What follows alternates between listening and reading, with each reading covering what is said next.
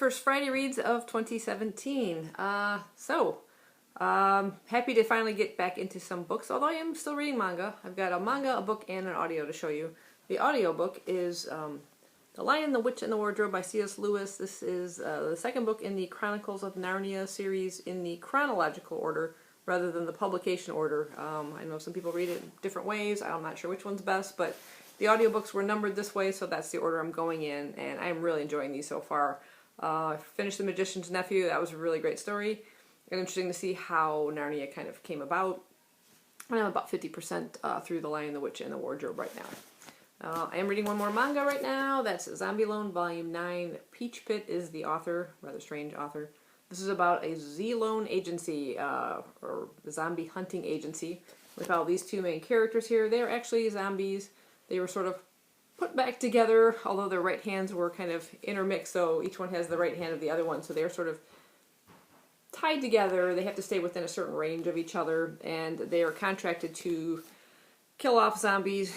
When they reach a certain amount, then they are going to be, like, I guess, given their life back and set free, but there's some other things going on with some of the characters. It's an okay series, not fantastic. I think what bothers me most about the artwork, though, is a lot of the backgrounds. It's just blank space. There's no landscapes. Very seldom you see something along that way, but it's not really too much behind the characters. It's just maybe one panel and it's like you're setting a new scene, but a lot of the background is just sort of this ambiguous, you know, shapes and things like that. There's no landscapes behind the characters, so it's kind of, I don't know, a lazy way to go about doing it, but it's, like I said, it's probably around a 3-star series so far, but I'm going to continue with it for a little bit more.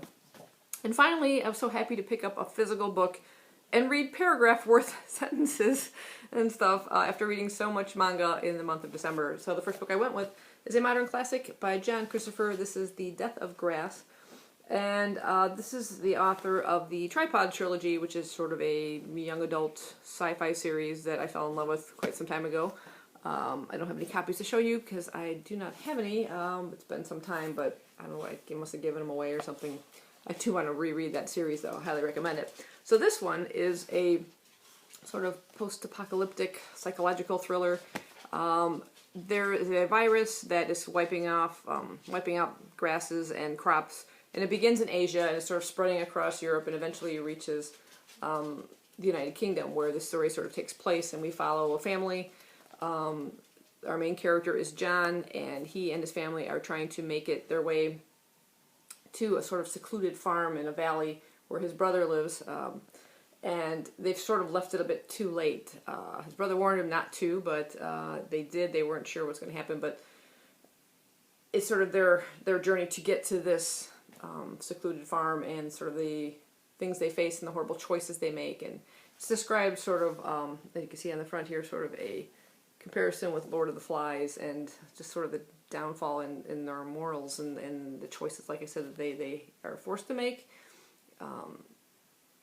And it's really good so far. I'm probably got just a little bit left here. Yeah, I've got like that much more left, and I'm really enjoying the writing of it and everything as well. And like I said, I do like this author's writing. I would like to find out a little bit more of other things that he has written besides the Tripod trilogy and this as well. So that is what I am reading this weekend. Let me know down below what you guys are reading, and I'll see you next time. Bye-bye.